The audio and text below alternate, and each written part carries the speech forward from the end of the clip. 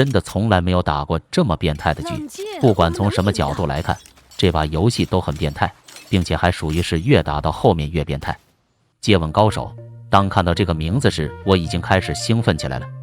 等下这话好像有点奇怪，我的意思是我会兴奋，不是因为他的接吻，主要还是因为他是高手，所以我才会兴奋。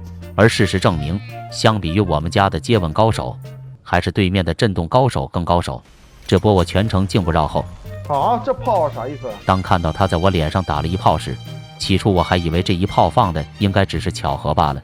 但当我神秘地来到 A 道，看到他又给了我一个完美的震撼时，什么意思啊？他知道你在屁股，兄弟。我就已经感觉到事情好像有点不简单了。这震男一共就3个技能，一炮给我挡在了家门口，一震给我震在了 A 门口，一闪给我闪在了旋转门口。说实话，就这技能放的，知道的是在玩射击游戏，不知道的还以为他搁这玩塔防游戏。不过很快我就发现了，我可能确实是错怪这个震男了。当看到对面震男这解释的话语时，我就已经看出他应该不是挂了。这里给大家科普一个我见挂多年研究出来的一个理论成果，就是当真正的挂在被人说是挂的时候，一般都是会比较急的，甚至普遍都会拿自己的家人作为挡箭牌。而正常人在被说是挂的时候，一般就不会有这种表演过度的感觉，往往表现出的行为就都是像这把的震男一样，话不多，并且言语上也非常自然。很多时候误会这种东西就像爱情，来得快，去得也快。当看到这波接吻高手被杰峰一发头带走时，我本来都又开始觉得这杰峰也有点像能人异士了，但很快我就从他冷静的冲刺中感觉到了，他应该只是单纯的能人，不是异士。有一说一，对面虽然一直在拿分，但感觉他们每个人玩的好像都是有股诡异的幽默感的。0比3，我一波顶级定位打掉了不知道为什么带包顶家的木蝶后，看到齐乐在原点，我本以为我都要当场去世了，结果没想到这齐乐的穿点也很顶级，他穿了半梭子，硬是一枪都没穿到我。不过我说了这么久对面幽默，我其实想表达的主要还是，尼玛我们这里玩的怎么比对面还幽默？对面瑞内斯血，我们这2个人共享一把狂徒，结果2个人甚至连伤害都一起共享了。看了眼战绩，当看到4个队友的击杀加一块甚至还不如对面的瑞纳多时，说实话我已经有点恍惚了。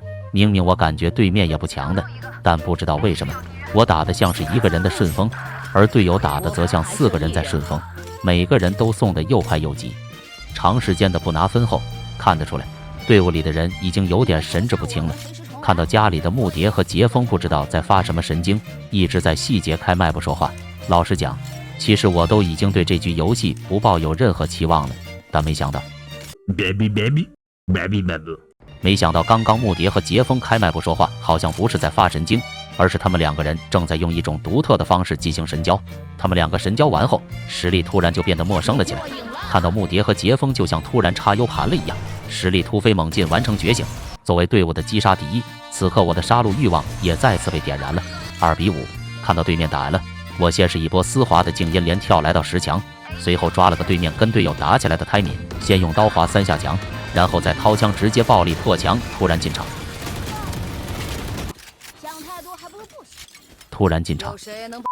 打了7个回合，对面没有打过 C， 而我上把只是发挥的稍微一拟人，这把对面5个人就直接迫不及待的来打我的 C 了。说实话，其实都突然有点自卑了，但幸好对面的铁臂和杰峰发挥了。对面杰峰一波帅气的冲刺进点后，我看了看铁臂的闪，又看了看杰峰的人，我只能说这么丝滑的配合我也是第一次见。本来刚刚对铁臂和杰峰的怀疑还有点没消除干净的，打完这波后误会瞬间就解除了。什么挂不挂币的，这杰峰和铁臂都打得这么傻逼了，如果他俩是挂币，那恐怕这游戏就没有不开挂的了。无伤打掉了刚刚的杰峰后，此刻我的手感还是非常火热的。趁着火热的手感，这把我直接就一波精准枪法打掉了木蝶，4枪头带走了瑞娜，轻松的就用一波变态的操作拿下了3杀。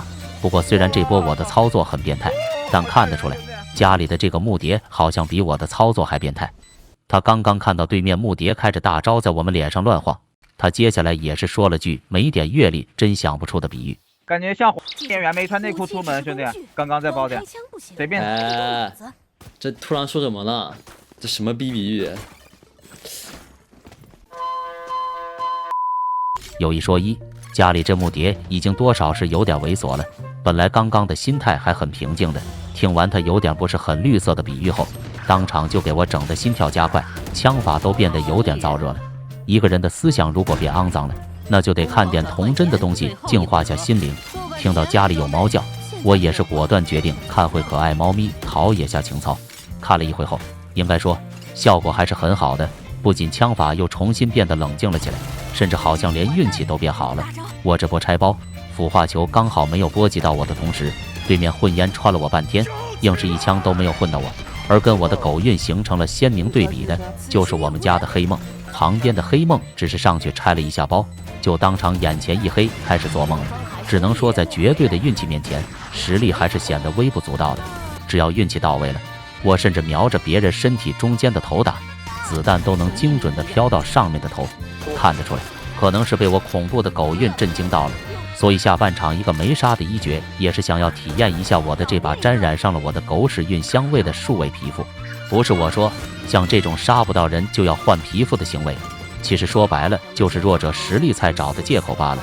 真正的高手，比如说我，打的时候就从来都不会挑皮肤。不是，怎么他的皮肤是这个傻逼二次元皮肤？说实话，最讨厌这种死宅皮肤了，主要可能是因为养成肌肉记忆了，所以每次只要看到这种纸片人，我的右手肌肉就会情不自禁地开始颤抖抽搐，导致枪法变出。给自己码的已经有点不行了，在中路放了一只人工培育的小鸡，防止对面中出后，不得不说，我感觉这把的游戏关于生物学方面的知识还是非常多的。当我在 C 点又听到了队友在讨论人体的奥秘时，这什么屌烟啊！哎呀，起初我还以为他们只是单纯在口嗨罢了，直到我看了一眼才发现，这尼玛好像还真就是屌烟。尤其是他前面的这条诡异的盾牌弧线，我只能说真的是整个形状的点睛之笔，直接就把整个构图瞬间升华了。只能说高端的素材往往不需要多余的剪辑。继刚刚的性感烟雾之后，很快就来到了本局游戏的另一经典段落之一——风势变脸。木蝶可以下包有大的，就这他就断了。能器已部署。哎呀，什么傻逼队友啊！我操！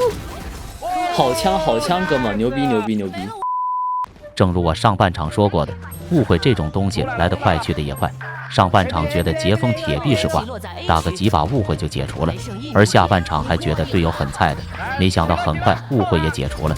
只能说人在判断事情的时候，确实还是不能太武断的，一定不能只通过表象就去随意的评价别人。复活的木蝶是不是就像没穿那个黄女主啊？娱乐。